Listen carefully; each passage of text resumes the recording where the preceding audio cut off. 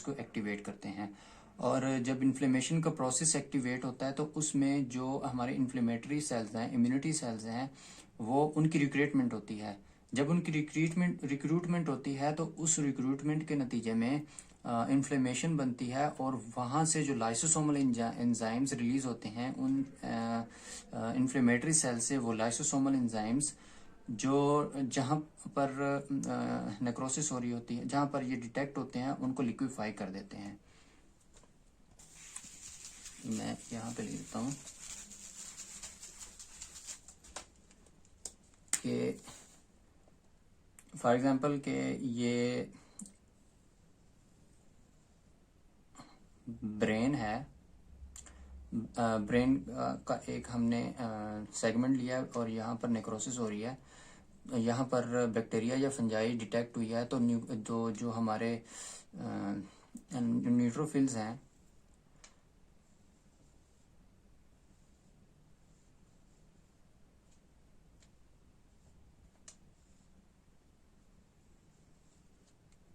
Neutrophils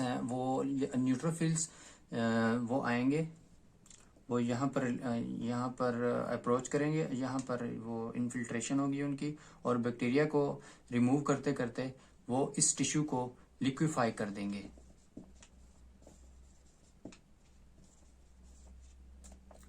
वो इस area को लिक्विफाई कर देंगे,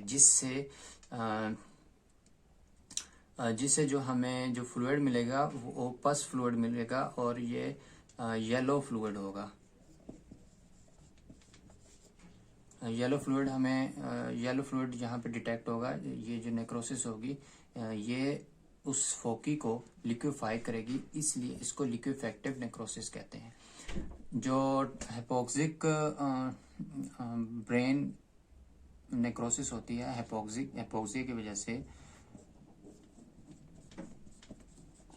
उसमें भी लिक्विफेक्टिव नेक्रोसिस हो जाती है। मेनली ये ब्रेन में भी हो सकती है, और या गैंग्रीनियस टिश्यू जहाँ पर गैंग्रीन हो रहे हैं वहाँ पर भी लिक्विफेक्टिव नेक्रोसिस हो रही है। अभी हम डिस्कस करते हैं gangrenous necrosis.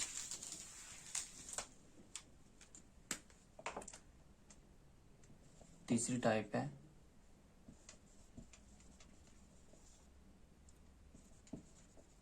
Gangrenous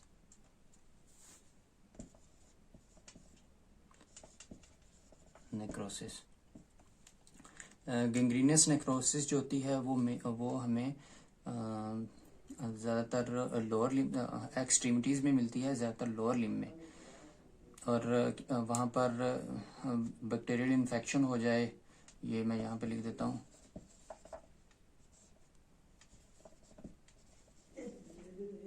lower limb में होती है। और जहाँ पर बैक्टीरियल, पहले तो यहाँ पर कोएगुलेटिव नेक्रोसिस होती है, और जब बैक्टीरियल इन्फेक्शन सुपर इम्पोज हो जाता है, यानी कि बहुत ज़्यादा बैक्टीरियल इन्फेक्शन हो जाता है, तो वो जो कोएगुलेटिव नेक्रोसिस होती है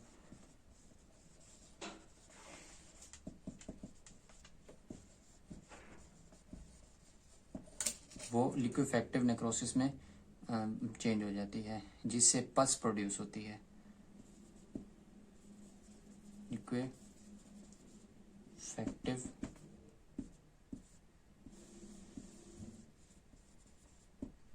लिक्विफेक्टिव नेक्रोसिस में ये बदल जाती है। और जो हमें इस तरह की जो नेक्रोसिस होती है, गैंग्रीन होता है, उसको वेट गैंग्रीन कहते हैं, क्योंकि जो फोकी है वो लिक्विफाई हो गया और हमें वेट गैंग्रीन मिलेगा।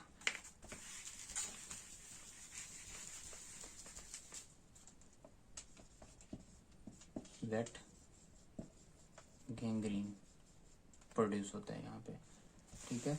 और उसके बाद हम डिस्कस करते हैं केसियस नेक्रोसिस, नंबर 4 पे। केसियस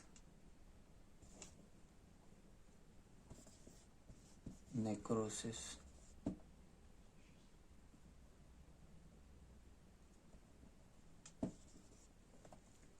केसिस नेक्रोसिस। केसिस नेक्रोसिस जो होती है ये येलो वाइट अपीयरेंस शो करती है।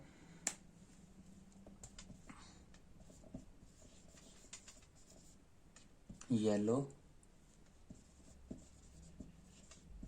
वाइट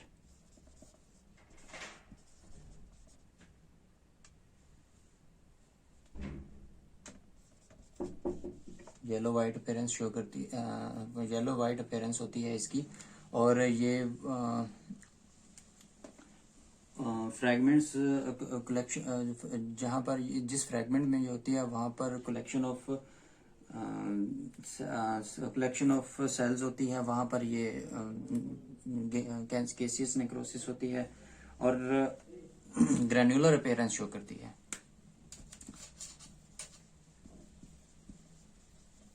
ग्रैन्युलर अपीयरेंस शो करती है, ग्रैन्युलर अपीयरेंस शो करती है। और इसमें एक जो मेन पॉइंट है इसमें ग्रैनुलोमा प्रोड्यूस होता है और इसमें इन्फ्लेमेटरी ग्रैनुलोमा प्रोड्यूस होता है। और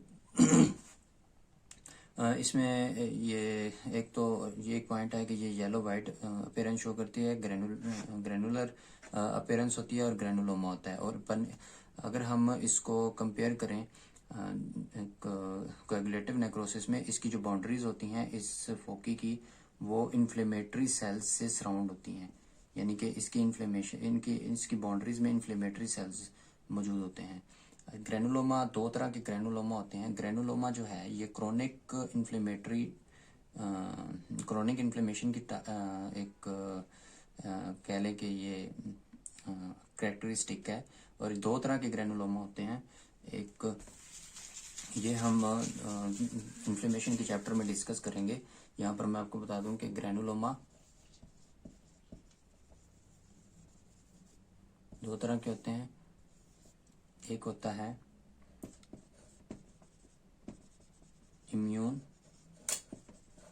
सेल ग्रैनुलोमा और दूसरा होता है foreign body granuloma. Foreign body granuloma, तो इसके बारे में हम फर्दर डिस्कस करेंगे चैप्टर 3 में, इन्फ्लेमेशन के चैप्टर में। उसके बाद जो फैट नेक्रोसिस है, फोर्थ जो नेक्रोसिस की टाइप है fat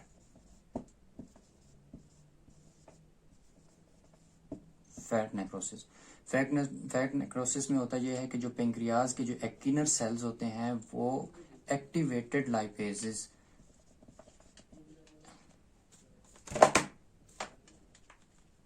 एक्टिनर cells activated pancreatic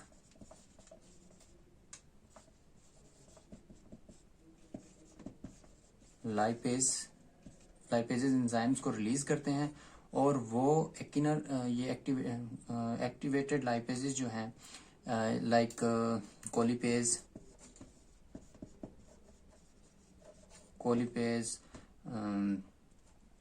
फास्फोलाइपेज A, फास्फोलाइपेज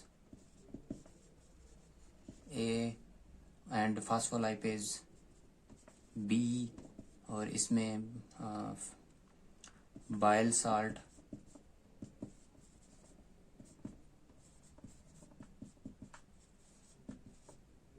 activated lipase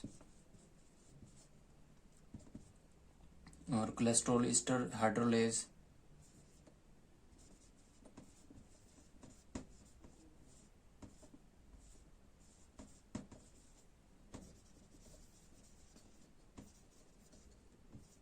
cholesterol ester hydrolase और पैंक्रियाटिक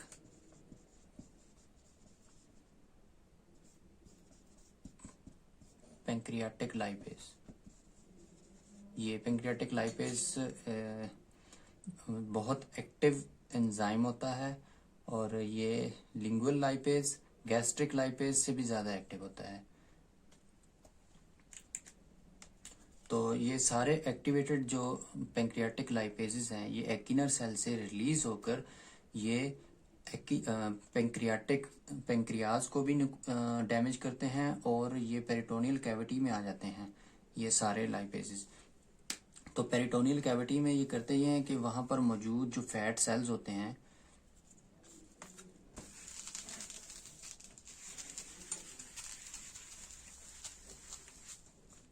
वहाँ पर फैट सेल्स होते हैं। फैट सेल्स में मौजूद ये ट्राइग्लिसराइड्स हैं, ट्राइग्लिसराइड ईस्टर्स हैं, उनको ये वैक्यूल की सूरत में वहाँ पर मौजूद होते हैं। जिस तरह के वहाँ पर ये वैक्यूल की सूरत में मौजूद होते हैं। और ये जो लाइपेजेस हैं पेंक्रियाटिक लाइपेजेस ये इनको डैमेज करते हैं और इसमें से फैटी एसिड्स रिलीज हो जाते हैं और फैटी एसिड्स रिलीज होते हैं और ये फैटी एसिड्स मौजूद कैल्शियम इन सेल्स में मौजूद कैल्शियम के साथ इनकी बाइंडिंग हो जाती है। फैटी एसिड्स कैल्शियम के साथ बाइंडिंग करते हैं और इस प्रोसेस को binding of the fatty acid with the free calcium this is called the fat saponification. Fat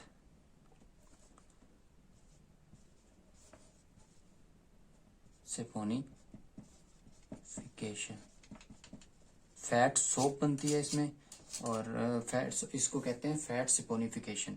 अच्छा, ये जो फैट नेक्रोसिस होती है सिर्फ इस फैट सपोनिफिकेशन की वजह से सर्जन या पैथोलॉजिस्ट इजीली रिकग्नाइज कर लेता है कि ये फैट नेक्रोसिस हुई है, क्योंकि ये जो सपोनिफिकेशन है ये कैल्सिफिकेशन जो हुई है इसको कहते हैं डिस्ट्रोफिक कैल्सिफिकेशन। कैल्सिफिकेशन पढ़ेंगे, दो तरह की कैल्सिफिकेशन होती है, तो इसमें ये डिस्ट्रोपिक कैल्सिफिकेशन हुई है। फैट सपोनिफिकेशन की वजह से सर्जन या पैथोलॉजिस्ट इजीली रिकग्नाइज कर लेता है कि ये फैट नेक्रोसिस हुई है।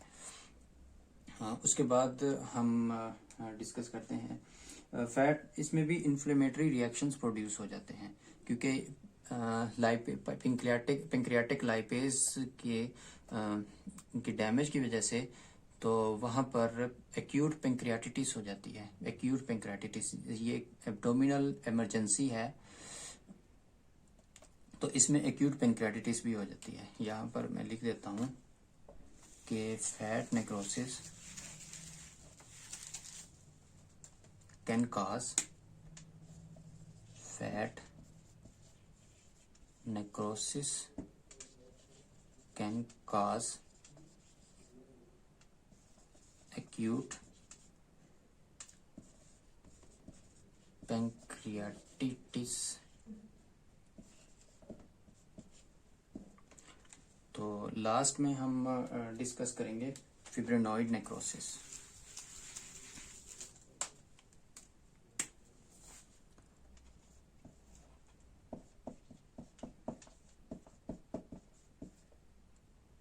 Fibrinoid necrosis. फिब्रिनॉइड नेक्रोसिस जो है ये इस दो जगहों पर ये होती है, दो कंडीशंस में ये होती है। जब तो इम्यून कॉम्प्लेक्स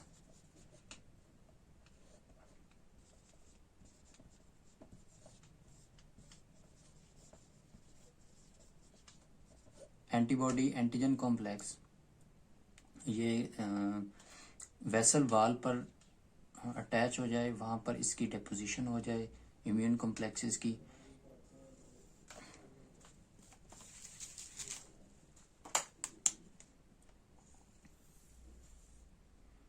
ये वेसल वाल,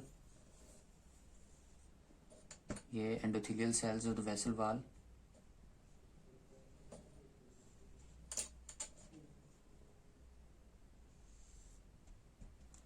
यहाँ पर इम्यून कॉम्प्लेक्स अगर एंटीबॉडी और एंटीजन कॉम्प्लेक्स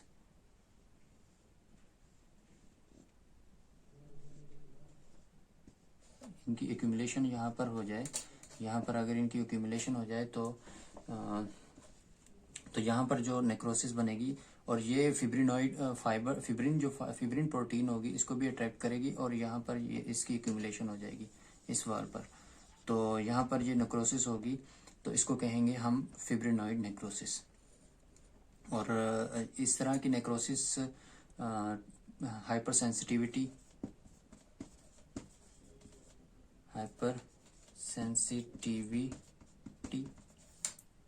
टाइप 3 में भी ये फिब्रिनॉइड नेक्रोसिस हो जाती है और जिसमें वेस्क्युलिटिस हो जाता है।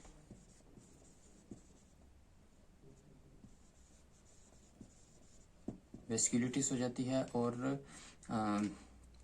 ये जहाँ पर इम्यून कॉम्प्लेक्सेस की डेपोजिशन होती है वहाँ पर फिब्रिन लाइक मैस प्रोड्यूस हो जाता है। फिब्रिन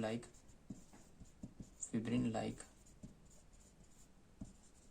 मैस प्रोड्यूस होता है। वो एक्चुअली फिब्रिन की अट्रैक्शन, रिक्रूटमेंट और डेपोजिशन की वजह से होता है। और दूसरी कंडीशन है जब फिब्रिनॉइड नेक्रोसिस होती है, ये हाइपरटेंशन में भी हो जाती है ये फिब्रिनॉइड नेक्रोसिस।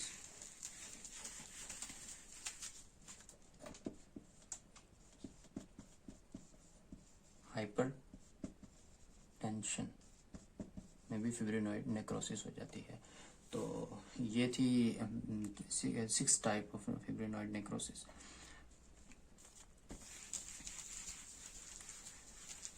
और भी सेल्स कुछ ये अगर हम लेबॉर्ट्री में इसकी डायग्नोसिस करें कि कहाँ पर नेक्रोसिस हुई है, बाज़ दफ़ा ये होता है कि जो नेक्रोसिस है वो हो चुकी होती है लेकिन उसके हिस्टोलॉजिकल एविडेंसेस शो नहीं होते। तो अगर सडन मायोकार्डियल इन्फेक्शन की बात करें तो उसमें 2 से 14 घंटे तक जो हिस्टोलॉजिकल एविडेंसेस हैं वो अपेयर नहीं होते। 2 से 14 घंटे के बाद हिस्टोलॉजिकल एविडेंसेस अपेयर होते हैं।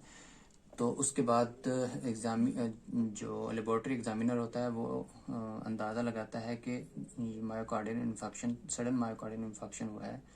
तो उसके बाद ये लेबोरेटरी एविडेंसेस में अपेयर होना शुरू होते हैं सेल्स। तो कुछ काइनेजेस होते हैं जिसको क्रेटिन काइनेज कहते हैं, जो कार्डिक सेल्स में होते हैं। कार्डिक सेल्स में एक तो कॉन्ट्रैक्टाइल प्रोटीन होती है,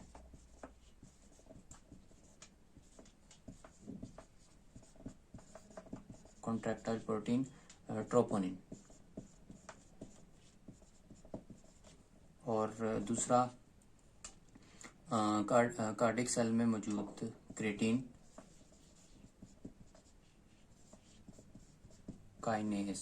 ये 2 एंजाइम और प्रोटीन ये ब्लड में ये एंट्री गेन करती हैं और जब मायोकार्डियल इन्फेक्शन हो जाता है तो इनकी प्रेजेंस की वजह से अंदाज़ा लगाया जा सकता है कि मायोकार्डियल इन्फेक्शन हुआ है या मायोकार्डियल सेल्स में ये नेक्रोसिस हुई है।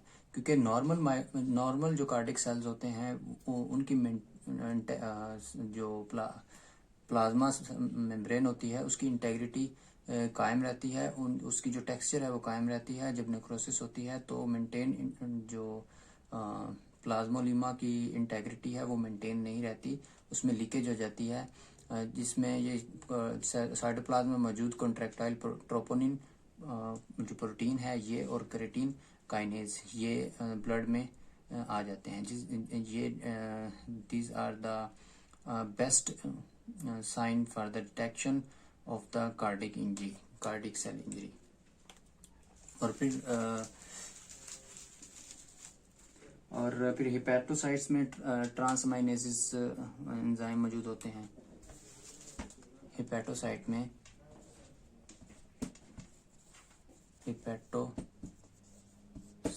में ट्रांसमाइनेसिस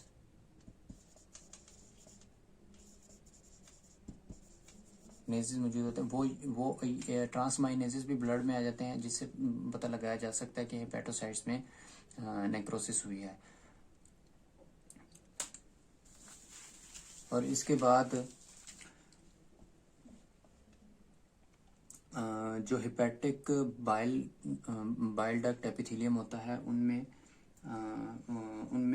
अल्कलीन फॉस्फेटेज एंजाइम मौजूद होता है। नॉर्मली तो वो हिपैटिक बाइल सेल्स में रहता है, बाइल सेल की एपिथेलियम में रहता है। जब वहाँ पर नेक्रोसिस होती है तो वो ब्लड में ये जो अल्कलीन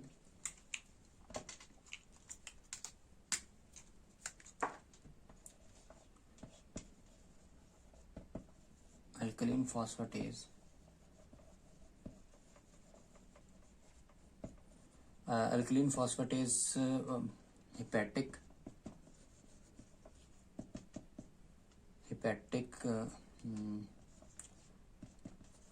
बाइल डक्ट एपिथेलियम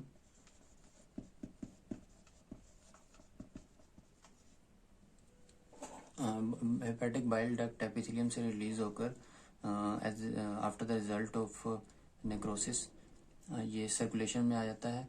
तो यहाँ पर ये साइन ऑफ डिटेक्शन होता है कि जो नेक्रोसिस है वो हेपेटिक बाइल डक्ट एपिथेलियम में हुई है।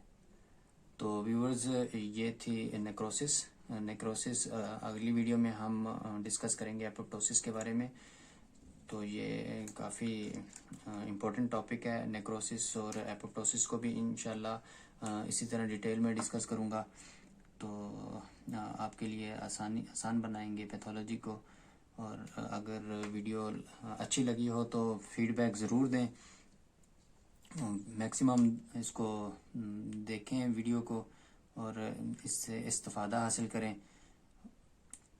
इंशाल्लाह नेक्स्ट वीडियो के साथ हाजिर होऊंगा एपोप्टोसिस के टॉपिक पर।